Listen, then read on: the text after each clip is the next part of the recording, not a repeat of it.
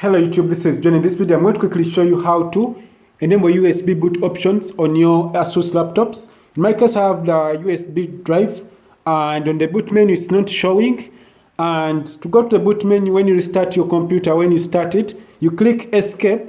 It will take you to the boot menu straight away. So in my case here I'm trying to show you that we don't have the USB boot options here.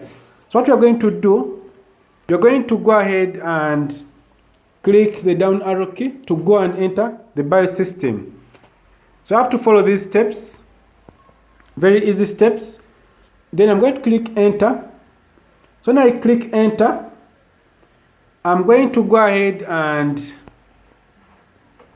show you that.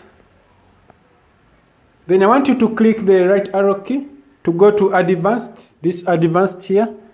So when you go to advanced, I'm sorry about the screen is broken and I have two dots as you can see, but in your case your screen is working very well. I want you to go to legacy USB support. Legacy USB support. In my case it is disabled. I want you to enable it.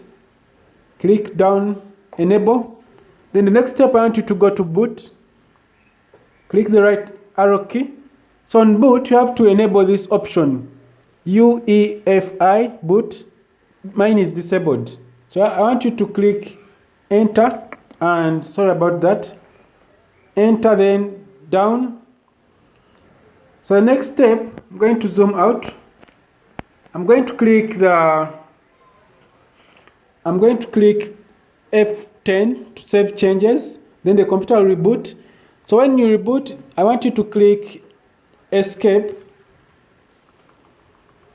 so that you go to the boot menu again. So the boot menu, this is what we have. We have the general U disk, which is our USB flash that you see here.